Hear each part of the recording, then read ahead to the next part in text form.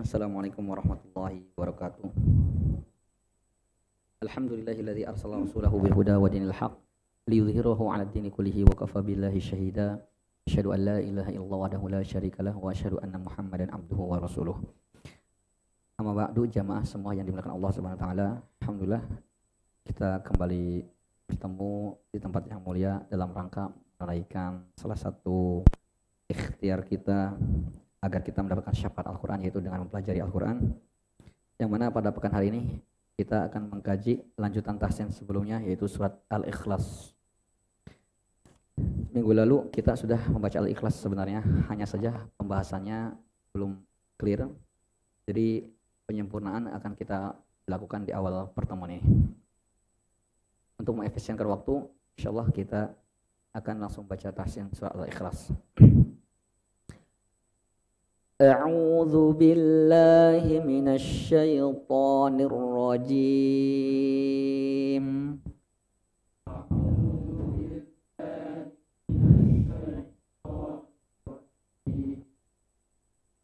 بسم الله الرحمن الرحيم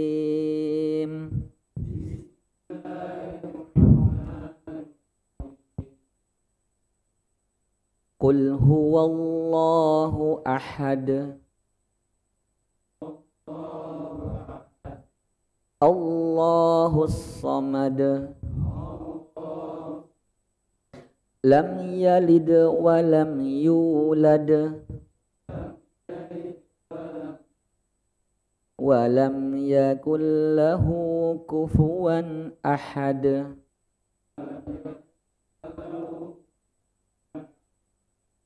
Kemudian catatan-catatan penting yang perlu kita pahami atau yang perlu kita catat di surat Al-Ikhlas. Pertama, pada lafaz kul huwallahu ahad itu harus dihindari pantulan e.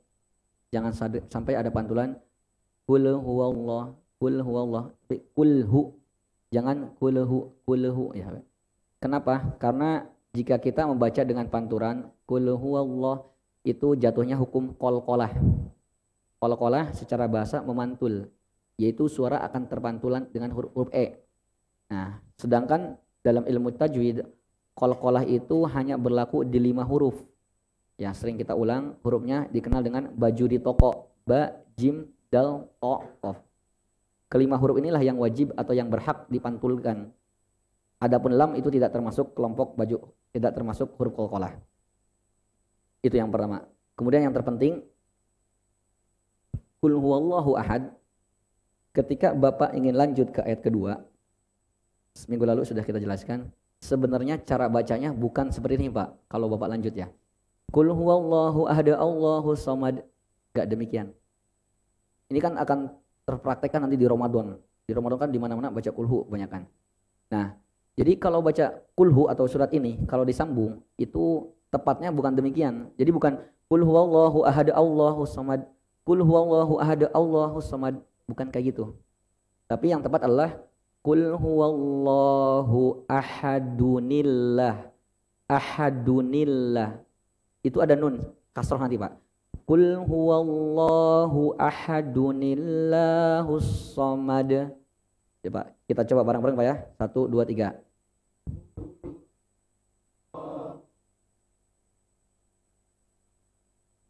Oke, saya hanya ingin mengingatkan kembali tentang definisi tanwin, ya Pak.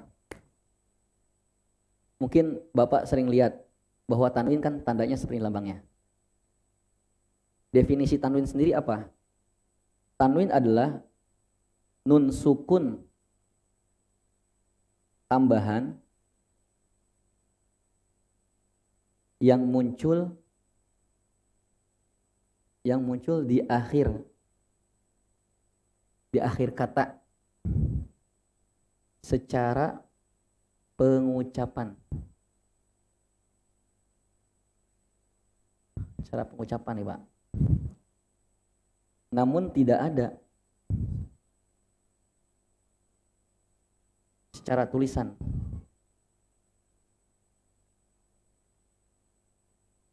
Juga ketika dalam kurung tanwin diwakofkan Wakaf itu berhenti. Oke. Kita coba pahami sedikit terkait masalah tanwin. Ini sederhana sebenarnya. Tanwin, mungkin kalau kita yang pernah belajar Iqra, pernah melihat lambang ini atau tanda seperti ini ya. Para ulama ingin menjelaskan kepada kita bahwa tanwin, fathah tain, kasroh tain, domah tain itu sama dengan nun mati. Atau secara detailnya, tanwin adalah, saya kasih contoh dulu Pak, ahadun. Ini tanwin Pak ya, ini tanwin Pak ya, domah tain. Oke, mari kita memahami definisi dari tanwin.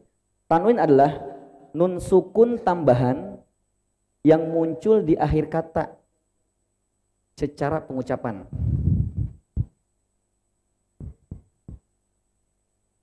Jadi Pak, tanwin itu adalah nun sukun tambahan yang muncul di akhir kata secara pengucapan. Maksudnya adalah dia munculnya cuma di mulut. Ya. Ketika kita melihat ahadun, ini tanwin. Tapi di benak kita harus seperti ini, ahadun. Seakan-akan ada nun sukun. Karena definisi tanwin adalah nun sukun tambahan yang muncul di akhir atau di belakang. Tapi munculnya di mulut doang, ahadun. Oh iya, ada nunnya. Namun tidak ada, sebenarnya nggak ada. Sebenarnya nun itu nggak ada secara tulisan. Secara tulisan nggak ada ini nun. Ya Pak, sampai sini bisa pahami Pak? Secara tulisan nggak ada nun sukun itu. Juga ketika tanwin diwakafkan, maksudnya adalah ketika tanwin diwakafkan, kayak di sini Pak, kul huwallahu ahad. Ini tanwin diwakafkan kan, wakaf itu diberhentikan. Maka nun itu tidak akan muncul. Tidak akan muncul. Kul huwallahu ahad. Seperti itu maksudnya. Jadi nggak muncul kul huwallahu ahadun, nggak ada. Kul huwallahu ahad. Kenapa dibaca ahad? Kan dia tanwin Ustaz. Iya. Tanwin itu kalau diwakafkan, kalau diberhentikan tidak muncul nun itu. Cuman catatan penting Pak, nun ini akan muncul. Nun ini akan muncul kalau berhadapan dengan alif atau dengan alif lam. Apapun kondisi kata yang kita temui, mau kasroh tain, fathah tain, ya, ketemu dengan alif, itu akan muncul nun itu, menampakkan diri. Dia akan menampakkan diri dengan nun berharokat kasroh. Maka ahadun, kul huwallahu ahadun, Allahu somad. Nah, bertemu kan Pak, tanwin bertemu alif, ya kaidah. Kalau bertemu tanwin kalau tanwin bertemu dengan alif, maka nun ini akan muncul dan diharokatkan kasroh. Kenapa harus kasroh? Nanti kita akan sedikit bahas. Namun yang terpenting adalah ini pertemuan tanwin dengan alif.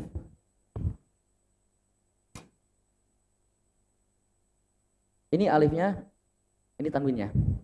Maka muncullah nun tersebut di sini. Sehingga jadinya ahadu nillah. Jadi baca yang tepat adalah kul huwallahu ahadunillah kalau disambung. Contoh lain, yauma idzin al mustaqor. Mustaqor. Ya. Yauma idzin. Ini tanwin bertemu alif. Munculkan nun tersebut. Ini kan kaidah. Maka dibacanya gimana Pak? Yauma idzinil mustaqor. Ya, ini kan sukun. Jadi seperti itu Pak, ini kaidah. Ya, maka cara yang tepat baca kulhu atau al-ikhlas ayat pertama digabung kedua, yaitu karena bertemunya tanwin dengan alif, maka rumusnya muncul tuh nun itu, nun kasroh. Maka dibacanya kul huwallahu ahadu nillah, enggak nillah, nillah. Itu Pak penjelasannya. Adapun kenapa Ustadz nunnya harus kasroh, enggak domah atau fathah? Dalam kaidah bahasa Arab, wa hurrikatil kasratu liltiqa'i sakinain. Diharokatkan kasroh apabila dua huruf sukun atau dua huruf mati bertemu. Ini kan sebenarnya dua huruf mati bertemu Pak ya? Ini juga sama-sama enggak berharokat. Nah, dalam kaidah bahasa Arab, kalau dua huruf sama-sama mati bertemu, yang pertama dikasrohkan. Seperti itu. Itu penjelasan terkait masalah kenapa kita kalau baca kulhu disambung itu cara bacanya bukan kul huwallahu ahad Allahu samad, tapi yang tepat kul huwallahu ahadunillahus samad. Ini penjelasannya Pak. Ini penting menurut saya. Oke. Kemudian adapun ahad, somad, yulad ini qalqalah. Ahad qalqalah kita sudah jelaskan Pak ya, pertemuan sebelumnya. Qalqalah itu ada 3 macam, walaupun sebagian ulama membaginya 2. Kita mengambil yang 3 macam. Qalqalah kecil, qalqalah sedang, sama qalqalah besar. Kapan kecil? Sugro, itu di tengah bacaan. Kayak ini Pak, di ayat ketiga, lam yalid. Nih dalnya kan sukun. Nah karena dia di tengah bacaan, maka disebut kategori kecil. Lam yalid wa lam yulad. Kecil, ada pantulan tapi kecil. Lam yalid wa lam yulad. Tidak perlu dinampakkan lam yalid wa lam, tidak perlu. Kenapa? Karena ya qalqalah itu ada 3 ya. Kecil, sedang, besar ya. Kalau ini sugro, usto, kubro. Kapan disebut kecil? Di tengah bacaan Pak. Di tengah bacaan, bukan di tengah kata, tengah bacaan. Kapan disebut sedang? Di akhir tanpa tasydid. Kalau Bapak berhenti di huruf baju di toko, tapi nggak ada tanda W Pak, tasydid, maka itu kategorinya sedang. Contohnya, kul huwallahu ahad. Adapun besar, di akhir, ini juga di akhir, cuman plus ada tanda W Pak, tanda tasydid. Contohnya di surat ini, Tabbat yada abi lahabiu wa tab. Nah, kalau besar, cara pengucapan yang tepat ditahan dulu baru dipantul. Tabbat yada abi lahabiu wa tab. Enggak, wa tab, enggak. Kalau besar ditahan dulu baru pantul. Wa tab. Dzalikal yaumul haqq. Kalau sedang langsung aja Pak. Kul huwallahu ahad, sedang. Kenapa sedang? Karena dia di ujung, di akhir. Dan dia tanpa ada tanda tasydid. Maka langsung dipantulkan. Kul huwallahu ahad, Allahu samad, lam yalid wa lam yulad, wa lam yakul lahu kufuwan ahad. Ini dua hukum penting yang bisa kita ambil dari surat Kulhu.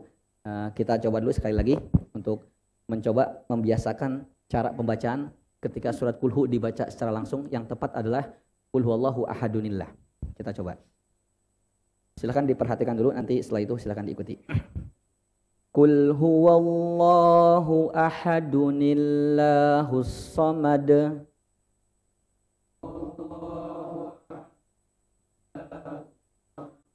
Lam yalid wa lam yulad. Nah, yalid sama yulad, kalau yalid kategorinya sedang Pak, maaf, kecil karena di tengah bacaan. Tapi kalau yulad itu sedang ya. Jadi pantulannya agak beda. Kalau yalid agak kecil. Lam yalid wa lam yulad. Lam yalid wa lam yulad. Wa lam yakul lahu kufuwan ahad. Oke Pak, silakan baca bareng-bareng, disambung ayat 1 dan kedua. 1, 2, 3. Hu ahadun.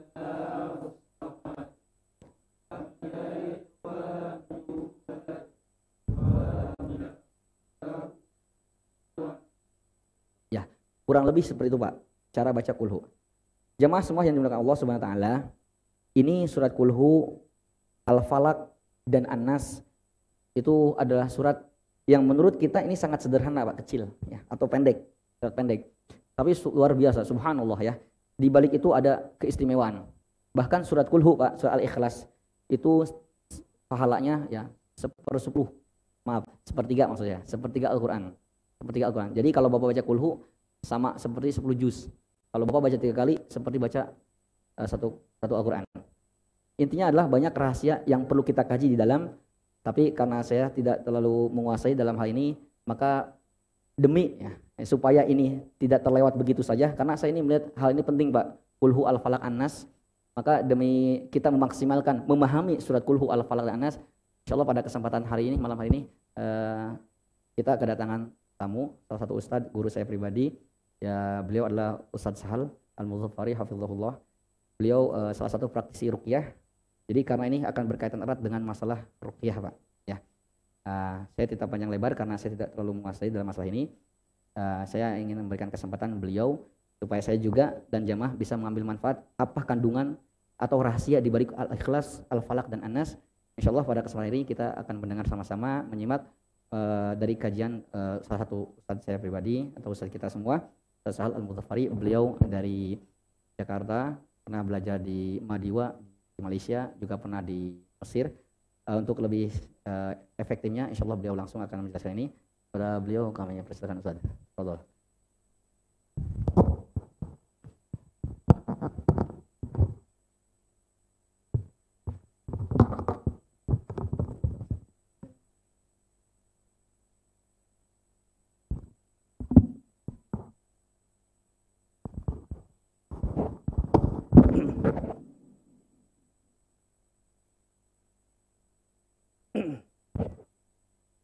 Bismillahirrahmanirrahim. Assalamualaikum warahmatullahi wabarakatuh. Alhamdulillahilladzi bi ni'matihi tatimmu shalihat. Wassalatu wassalamu ala nabiyyina Muhammad sallallahu alaihi wasallam wa ala alihi wa sahbihi ajmain, amma ba'd. Hadirin ikhwan wa akhwati fillah rahimani wa rahimakumullah. Allah, kita sedikit kaji Al-Falaq An-Nas. Saya grogi, Pak, karena ini guru saya sebenarnya. Oh. Tadi saya lihat ada kajian Ustadz Happy Andi Bastoni ya, karena kawan saya juga, sahabat saya dari tahun 2010, saya sering jalan bareng dengan beliau.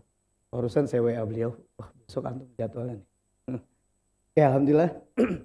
Ini kita mau bicara tentang surah Al-Falaq An-Nas. Saya nggak langsung memberikan penjelasan, tapi menariknya adalah dalam pembahasan surah Al-Falaq An-Nas ini ada asbabun nuzul. Asbabun nuzul ini adalah sebab-sebab diturunkannya Al-Falaq An-Nas. Bahkan kalau kita kaji lebih dalam tentang hadis-hadis sahih mulia, bagaimana Al-Falaq An-Nas itu diturunkan dalam waktu yang bersamaan.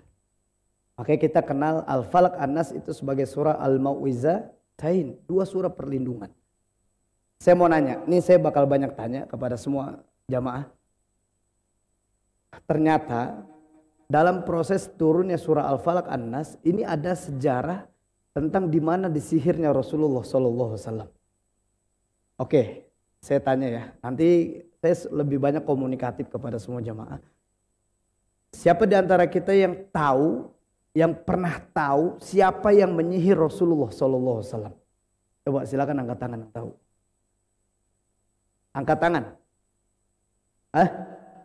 Yahudi. Iya, namanya. Dia seorang Yahudi. Benar, Masya Allah. Seorang perempuan, oke. Kita terima jawabannya. Ada lagi yang lain? Jawabannya benar, tapi kurang tepat. Mungkin ada bapak-bapak yang pernah tahu. Zainab. Wah, ini salah. Bukan Zainab namanya. Ada lagi yang mencoba jawab. Coba. Ini harus tahu kita semua, Pak. Penting. Kenapa? Karena jangan sampai pada saat kita punya anak, saudara kita punya anak, teman kita, keluarga kita punya anak, kemudian dikasih nama ini bahaya. Ini seorang Yahudi, saya kasih tahu namanya. Seorang lelaki Yahudi yang menyihir Rasulullah SAW adalah bernama Labid Ibnul A'sam. Siapa? Labid Ibnul A'sam. Oke? Bersama 3 orang putrinya. Nanti ketahuan nih kenapa Al-Falaq 5 ayat, kenapa An-Nas 6 ayat. Itu ketahuan. Oke, kita simpen dulu cerita ini. Ada cerita lain, jadi Labid Ibnul A'sam bersama 3 orang putrinya, dia berusaha mau masuk ke rumah Rasulullah, nggak mungkin, mustahil. Karena seorang Yahudi, ngapain ke rumah Rasulullah? Tapi ada kisah yang lainnya. Kisah ini saya pernah dengar dari salah seorang dosen Libya yang dia memberikan penjelasan detail tentang bagaimana proses disihirnya Rasulullah SAW. Ada seorang Yahudi, pernah dengar nggak? Ketika Yahudi ini yang selalu melempari Rasulullah dengan kotoran, pernah dengar? Pernah? Ya, Rasulullah lagi lewat dilempari kotoran. Rasulullah lewat dilempari kotoran. Ketika Yahudi ini dalam satu hari dan Rasulullah lewat kemudian dia tidak lempari kotoran, Rasulullah tanya, di mana Yahudi ini yang bisa lempari kotoran? Sakit ya Rasulullah. Kemudian Rasulullah menjenguk Yahudi ini.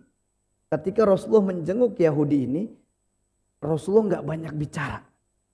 Rasulullah cukup mengucapkan qul asyhadu an la ilaha illallah wa anna muhammadan abduhu wa rasul tadkhulul jannah. Ucapkan 2 kalimat syahadat, kamu masuk surga. Ternyata Yahudi ini punya anak lelaki. Kalau bahasa kita, anak lelakinya lagi mandang mata bapaknya. Anaknya pengen bilang, wah gue pengen ngucapin syahadat. Tapi bokap gue ngeliatin gue mulu. Ternyata itu ditangkap sama bapaknya. Bapaknya juga pesan sama anaknya. Qul asyhadu an la ilaha illallah wa anna muhammadan abduhu wa rasuluh. Tadkhulul jannah. Ucapkan syahadat. Kamu masuk surga. Ternyata Yahudi setelah menyampaikan kepada anaknya. Yahudi ini meninggal dunia. Anaknya ikut bersama Rasulullah menjadi pelayan Rasulullah. Sampai sini paham? Paham Pak? Oke. Karena ini ada seorang anak lelaki Yahudi. Bagi Labid Ibnul A'sam bersama 3 orang putrinya ini merasa ada sebuah peluang besar. Karena ada seorang Yahudi di dalamnya. Kemudian Labid pesan sama anak laki Yahudi ini, ente Yahudi nih, ane Yahudi. Jujur ya, kita kalau ketemu seorang yang sama sukunya dengan kita, minta tolong ditolongin gak? Pasti ditolongin. Karena dia sama-sama Yahudi minta tolong ditolongin. Apa yang saya bisa bantu? Kemudian diambillah sisirnya Rasulullah. Nih saya ingin sampaikan kenapa Al-Falaq An-Nas itu 5 ayat dan 6 ayat. Ambilkan sisirnya Rasulullah. Kemudian diambil sisirnya Rasulullah. Diambil dari sela-sela sisirnya itu rambut Rasulullah SAW 3 helai. Berapa helai?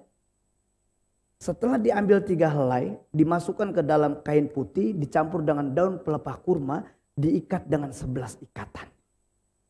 11 ikatan ada rambutnya Rasul 3 helai, ada daun pelepah kurma dicampur dengan kain putih, diikat dengan 11 ikatan.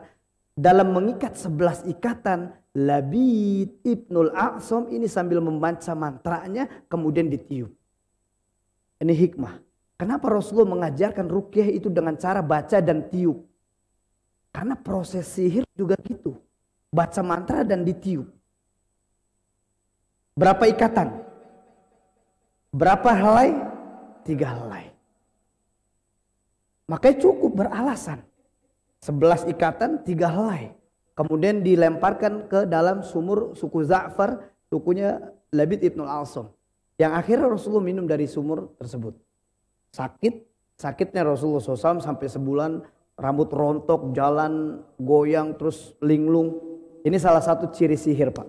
Salah satu ciri sihir adalah orang-orang yang kena sihir, dia seperti orang linglung. Makanya orang-orang yang kena sihir nih mungkin bapak-bapak bisa dicek penyakitnya. Kalau pagi sampai siang sehat, aman.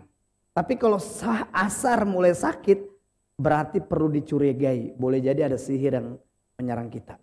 Karena biasanya dia sakitnya selepas asar. Dan di saat itu Rasulullah SAW sakit kena sihir dan Rasulullah tidak diturunkan firman Allah untuk menjaga kesucian Quran. Akhirnya Allah turunkan 2 malaikat dari langit untuk meruqyah Rasulullah SAW yang kemudian diketahui buhulnya dari rambutnya Rasulullah dan dari sisirnya Rasulullah SAW. Setelah diruqyah di sini baru diturunkan surah Al-Falaq An-Nas. Ini sejarah singkat. Ya, oke. Kalau nggak keberatan jamaah semua, saya minta kita sama-sama baca bareng surah Al-Falaq dan surah An-Nas dan kita baca bareng dan sambil hitung berapa ayat Al-Falaq dan An-Nas. Ya, kita mulai. A'udzu billahi minasyaitonir rajim. Bismillahirrahmanirrahim. Qul a'udzu birabbil falaq min syarri ma khalaq wa min syarri ghasiqin idza waqab wa min syarrin naffatsati fil 'uqad wa min syarri hasidin idza hasad. Ada berapa ayat surah Al-Falaq? Ada 5 ayat surah Al-Falaq. Kemudian Allah turunkan dalam waktu yang bersamaan surah An-Nas. Kita hitung bareng, Pak.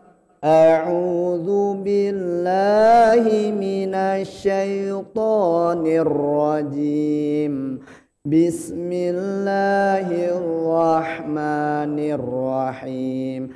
Qul a'udzu birabbin nas, malikin nas, ilahin nas, min syarril waswasil khannas, alladzi yuwaswisu fi sudurin nas, minal jinnati wan nas. Ada berapa ayat surah An-Nas? Ada berapa ayat surah Al-Falaq? 5 tambah 6 cukup beralasan bagi Allah. Allah turunkan Al-Falaq An-Nas. Berapa ikatan yang untuk mengikat Rasulullah SAW? Dan 11 ikatan. Allah turunkan Al-Falaq An-Nas. Sampai sini paham? Paham ya? Oke. Kita terjemahkan dan kita sama-sama bahas tentang surah Al-Falaq. Menarik, Pak. Ini ada waktu masih kan? Oke. Di dalam surah Al-Falaq, a'udzubillahi minasyaitonirrajim. Allah Subhanahu wa taala berfirman, "Qul a'udzu birabbil falaq." Katakan aku berlindung kepada Rabbil Falaq, Rabb yang menguasai waktu subuh. Min syarri ma khalaq, dari kejahatan semua makhluk. Wa min syarri ghasikin idza waqab, dari kejahatan di malam gelap gulita. Wa min syarrin nafasati fil 'uqad, dari kejahatan wanita tukang sihir yang meniupkan buhul-buhulnya. Wa min syarri hasidin idza hasad. Pak, saya ingin sampaikan bahwasanya di dalam surah Al-Falaq Allah turunkan, Allah firmankan kepada Nabi Muhammad SAW. Nanti kita sama-sama hitung bersama ya. Kita sama-sama hitung berapa kejahatan sih yang disebutkan sama Allah di dalam surah Al-Falaq ini. A'udzubillahi minasyaitonirrajim. Qul a'udzu birabbil falaq. Katakan aku berlindung kepada Rabbil Falaq, Rabb yang menguasai waktu subuh. 1 kali perlindungan Allah sampaikan. Hitung ya, Pak. Berapa kejahatan yang Allah sebutkan di dalam surah Al-Falaq? Min syarri ma khalaq, dari kejahatan semua makhluk. Wa min syarri ghasikin idza waqab, dari kejahatan malam di gelap gulita. Wa min syarrin nafasati fil 'uqad, dari kejahatan wanita tukang sihir yang dia meniupkan buhul-buhulnya. Wa min syarri hasidin idza hasad, dari kejahatan pendengki yang berbuat dengki. Ada berapa kejahatan? Ada yang 5, ada yang 4 nih, ikhtilafal ulama nih. Ini udah mulai terjadi perbedaan pendapat nih. Ada yang 5, ada yang 4. Oke, alhamdulillah ada yang 3. Oke, perlu kita sepakati bersama. Berapa yang sebenarnya kejahatan yang Allah sebutkan di surah Al-Falaq? 4. 5 ada khamsah. Uskur. 6. ثانية 3 ليس 5 4. Ada 4 kejahatan yang Allah sebutkan di surah Al-Falaq. Qul a'udzu birabbil falaq. Kalau saya sering bahasakan bahwasanya surah Al-Falaq ini adalah masalah eksternal dari luar kita, tapi Allah mengajak kita berlindung. Cukup 1 kali berlindung kepada Allah. Qul a'udzu birabbil falaq. Katakan aku berlindung kepada Rabbil Falaq. Cukup 1 kali perlindungan. Min syarri ma khalaq, dari kejahatan semua makhluk. Disebutin semua sama Allah nih. Kejahatan semua makhluk boleh kita hitung. Ada perampokan, pembunuhan, pembegalan, pemerkosaan, apalagi semuanya ada. Tapi cukup 1 kali kita berlindung kepada Allah. Qul a'udzu birabbil falaq. Cukup 1 kali berlindung kepada Allah Subhanahu wa taala. Min syarri ma khalaq, dari kejahatan semua makhluk. Saya kasih contoh sederhananya gini. Mohon maaf, ada nggak di antara bapak-bapak yang mungkin pernah makan ikan terus ketulangan, tulangnya nyangkut di sini, keselak, terus sakit, Saya kasih resepnya Pak. Resepnya adalah kita pegang di bagian yang tulang itu nyangkut, baca qul a'udzu birabbil falaq min syarri ma khalaq. Baca beberapa kali atau 3 kali min syarri ma khalaq, min syarri ma khalaq, terus tarik tulangnya, terus batukin dikit. Itu tulang keluar. Kenapa? Karena tulang ini makhluknya Allah. Qul a'udzu birabbil falaq. Cukup 1 kali kita berlindung kepada Allah dari kejahatan-kejahatan yang menyerang kita dari luar ke dalam. Ya. Apa aja ada. Min syarri ma khalaq. Korupsi ada, pembunuhan ada. Wa min syarri ghasikin idza waqab. Dari kejahatan malam dari kejahatan di malam gelap gulita. Kenapa malam? Karena biasanya manusia ini udah mulai lengah. Ya. Saya biasa ada sebuah tadabbur surah Al-Falaq, surah Ar-Rahman itu ayat 17. Rabbul masyriqain wa rabbul maghribain. Ini kajiannya lumayan panjang, cuman saya nggak singgung ini. Kenapa malam? Ini ada di bahasan ini. Cuman kita fokus di Al-Falaq An-Nas. Min syarri ma khalaq wa min syarri ghasikin idza waqab wa min syarrin nafasati fil uqad. Menarik. Yang menyihir Rasulullah siapa? Seorang lelaki bernama Labid ibnul A'sam. Tapi kenapa di ayat ini Allah sampaikan wa min syarrin nafasati fil uqad, dari wanita tukang sihir. Kenapa Allah sebutkan wanita, sedangkan yang menyihir Rasulullah itu lelaki Yahudi? Ini terjadi perbedaan pendapat para ulama. Kata para ulama yang lainnya mengatakan karena dulu di zaman jahiliyah, Arab jahiliyah, ini kebanyakan penyihir itu dari kalangan wanita. Kita buktiin sekarang Pak, kita buktiin. Bener gak? Kita buktiin. Pernah gak kita dengar istilah kakek lampir? Pernah kita dengar istilah kakek sihir, pernah dengar gak? Ada kakek gerondong, kakek gayung. Gak ada. Yang kita dengar apa? Nenek sihir. Wa min syarrin nafasati fil uqad. Tapi kata ulama yang lain karena Labid ibnul A'sam ditemani sama 3 orang putrinya. Sehingga Allah sebutkan wanita tukang sihir. Sampai sini paham? Yang keempat, wa min syarri hasidin idza hasad. Dari kejahatan pendengki yang berbuat dengki. 4 kejahatan nyerang kita Pak. Qul a'udzu birabbil falaq. Cukup 1 kali kita berlindung kepada Allah. Min syarri ma khalaq, dari kejahatan semua makhluk. Wa min syarri ghasikin idza waqab, dari kejahatan di malam gelap gulita. Wa min syarrin nafasati fil uqad, dari kejahatan wanita tukang sihir yang dia meniupkan buhul-buhulnya. Cukup 1 kali kita berlindung kepada Allah. Artinya ini masalah eksternal. Sampai sini paham? Ini saya singkat ya, karena waktunya singkat. Jadi biar kita paham, sederhana aja.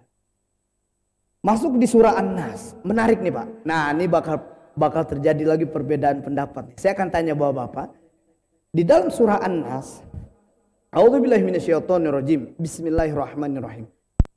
Qul a'udzu birabbin nas. Katakan aku berlindung kepada Rabbin nas. Rabb yang menguasai manusia. Rabbnya manusia siapa? Malikin nas, rajanya manusia siapa? Ilahin nas, sesembahannya manusia siapa? Allah. Di surah An-Nas, saya lebih bahasakan dengan kalimat ini adalah masalah internal kita Pak. Tapi kita diajak berlindung sama Allah 3 kali. Qul a'udzu birabbin nas, malikin nas, ilahin nas. 3 kali perlindungan sama Allah Subhanahu wa taala. Oke, saya nanya lagi. Berapa kejahatan yang Allah sebutkan di dalam surah An-Nas? Min syarril waswasil khannas, dari kejahatan waswas, bisikan-bisikan lembut yang terjadi dalam diri manusia. Alladzi yuwaswisu fi sudurin nas, yakni bisikan-bisikan yang terjadi di dalam manusia. Minal jinnati wan nas. Ada berapa kejahatan yang Allah sebutkan di surah An-Nas? 5. Oke, ada yang 5, menarik. 2. Oke, alhamdulillah, ada lagi. 2. Wahab, oke, Masya Allah. 2. Ada yang 5, ada yang 2, ada yang 1. Saya mau, ini gak boleh kita ambil voting suara, gak boleh. Siapa yang banyak kan? Jadi kita sepakati aja deh, kita mau syawarah, deal-dealan aja deh. Kita mau ambil yang mana nih? Wan, ente 1 Wan ya? Masya Allah. Oke, yang 2 mau ngalah gak? 1 aja deh gitu. 1 ya? 2 tetap 2. Kenapa Pak? Alasannya 2 di mana? Min syarril waswasil khannas terus. Oke, tapi kejahatannya sama. Itu sama. Jadi kalau kita mau fahami sederhana, di surah An-Nas Allah sebutkan cukup satu kejahatan. Min syarril waswasil khannas, waswas, bisikan-bisikan lembut yang terjadi di dalam diri manusia. Tapi kenapa Allah mengajak kita berlindungnya 3 kali? Qul a'udzu birabbin nas, malikin nas, ilahin nas. 3 kali kita diajak berlindung sama Allah atas satu kejahatan. Al-Falaq berapa kejahatan, Pak? Tapi berapa kali kita diajak berlindung? 1 kali berlindung, tapi 4 kejahatan nyerang kita. Min syarri ma khalaq, qul a'udzu birabbil falaq. Wa min syarri ghasikin idza waqab, qul a'udzu birabbil falaq. Wa min syarri nafasati fil 'uqad, qul a'udzu birabbil falaq. 1 kali berlindung kepada Allah atas 4 kejahatan yang menyerang kita dari luar ke dalam. Tapi surah An-Nas, 1 kejahatan di dalam diri kita. Qul a'udzu birabbin nas. Allah mengajak kita berlindungnya 3 kali. Jujur ya, kita sama-sama jujur aja deh. Kita laki kan, sama-sama jujur deh. Lebih bahaya mana nih? Kejahatan dari dalam apa luar? Masih ada yang luar? Yang benar. Wan, ente yang mana, Wan? Dalam apa luar? Hah? Jadi kita sepakati bersama, kejahatan dari dalam apa luar yang bahaya? Kenapa dalam? Karena berlindungnya 3 kali. Qul a'udzu birabbin nas. Kenapa waswas? Kenapa waswas itu jahat? Karena dari waswas. Yang tadinya kita ini orang baik, kita bisa menjadi orang gak baik. Dari waswas yang tadinya kita bukan seorang pembunuh, kita bisa menjadi seorang pembunuh. Dari waswas yang tadinya kita bukan seorang koruptor, kita bisa menjadi koruptor.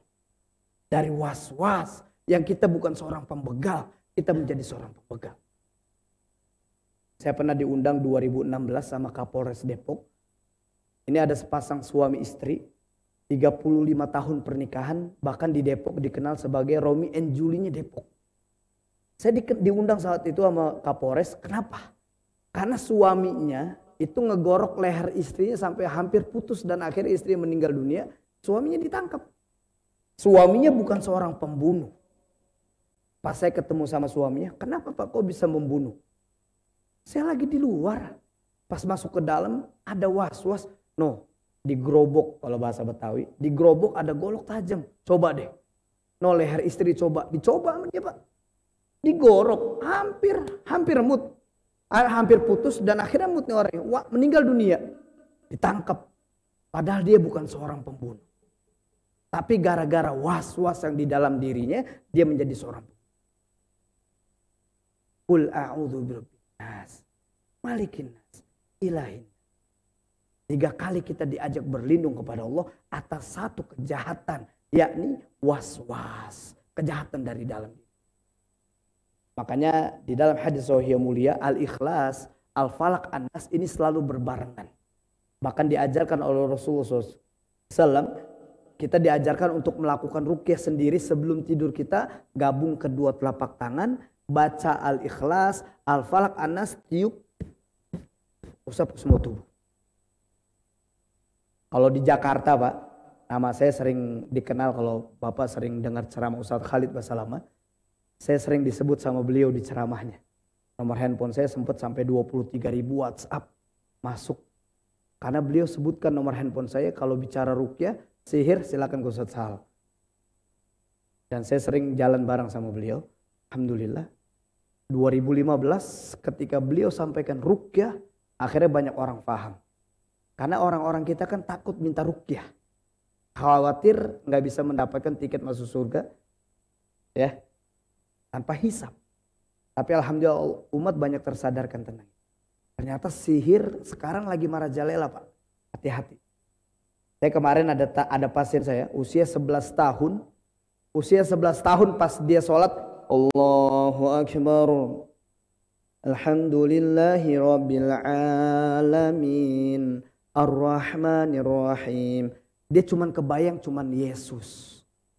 Yang dia bayang adalah salib. Oh indah banget salib ya. Terus dia gedek dengan Allah itu. Dia gedek. Gara-gara apa? Ternyata dia nonton YouTube judulnya seorang yang tobat dari Kristen dan dia masuk Islam. Ternyata YouTube itu pakai sihir. Dan sekarang lagi rame sihir kristenisasi. Jadi orang-orang Kristen dia meluncurkan sihirnya sehingga ketika kita nonton itu, kita baca itu, kita akan kena sihir itu. Yang terngiang di benak kita adalah bagaimana sosok Yesus yang sangat luar biasa. Hati-hati. Dan sekarang banyak saya temukan, banyak. Di TikTok juga udah rame. Kemarin ada anak usia 23 tahun, dia nonton TikTok, ada sebuah anjuran di TikTok, dia ikutin. Setelah dia ikutin, dia nggak percaya dengan Islam. Akhirnya dia agnostik. Agnostik itu dia percaya Tuhan tapi nggak punya agama. Apaan tuh Islam nggak keren? Lebih baik nggak usah punya agama deh yang keren. Tapi gue percaya ada Allah. Hati-hati. Ini gara-gara TikTok juga. Makanya banyak dan ajarkan anak-anaknya, ajarkan siapapun kita minta perlindungan kepada Allah dengan cara Al-Ikhlas, Al-Falaq, An-Nas, tiup, usap ke semua tubuh. Semoga Allah jaga kita, Allah lindungi kita. Ya, dari mara bahayanya sihir dan mara bahayanya gangguan. Ya, ya Allah pas tengah 8. Ya Allah, alhamdulillah. Paling tidak itu Pak, singkat sekali karena saya diundang sama menemani beliau sebenarnya. Saya mau belajar sama beliau. Ya Allah, tapi bisa. Ntar kalau duduknya di sini bisa ngacak-ngacak sampah lagi. Ntar ya Pak. Oh, saya diminta sebutkan, nggak apa-apa ya saya sebutkan ciri-ciri orang kena gangguan jin. Biasanya orang-orang yang kena gangguan jin pada saat ibadah dia males. Allahu Akbar, Allahu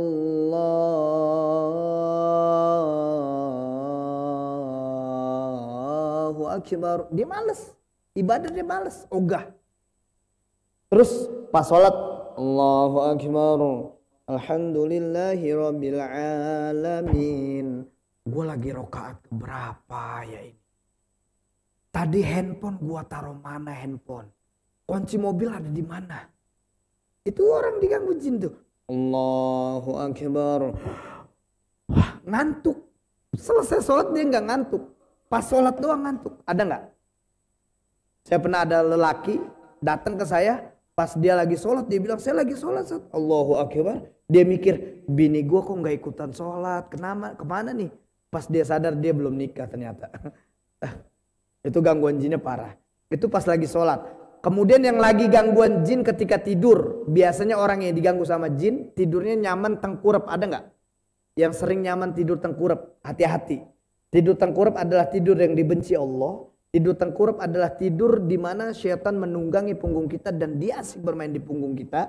Yang ketiga, tidur tengkurap adalah para penghuni neraka jahanam. Hati-hati. Kalau kita tidur nyaman tengkurap berarti ada jin yang menunggangi kita. Terus giginya beradu kalau tidur. Krek, krek, krek, krek. Terus sering ketindihan. Ada nggak? Kalau lagi tidur dierap-erap, kalau bahasa Indonesia yang baik dan yang mendingannya mah. Dierap-erap. Terus lagi tidur sering mimpi buruk. Ada yang sering mimpi buruk nggak?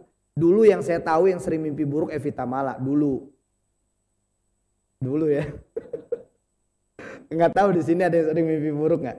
Itu ciri orang yang diganggu sama jin. Sering ketemu binatang buas dalam tidur, ular, harimau. Ya. Terus kalau tidur biasanya jatuh dari ketinggian. Terus kaget. Ya, itu ciri orang-orang yang diganggu sama jin.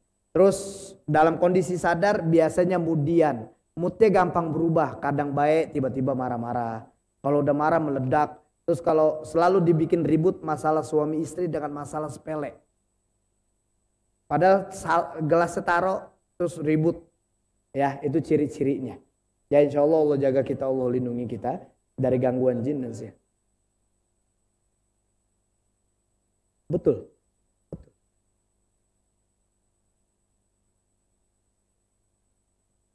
Betul. Memang tugas mereka. Itu ada izin Allah. Iblis diusir dari surga untuk mengganggu manusia. Mengajak manusia supaya ikut kepada neraka jahanam. Itu memang mereka. Cuman masalahnya adalah mereka nggak pernah lupa mengganggu manusia. Tapi kalau kita lupa kalau kita sedang diganggu sama mereka. Itu aja permasalahan. Dan kita lalai akhirnya berlindung kepada Allah Subhanahu Wa Taala. Paling tidak itu yang saya bisa sampaikan. Ya Allah nanti ba'da sholat mau konsul sedikit boleh. Baik, subhanakallahumma bihamdika asyhadu an la ilaha illa anta astaghfiruka wa atubu ilaik. Barakallahu fiikum wa faqakumullah. Assalamualaikum warahmatullahi wabarakatuh.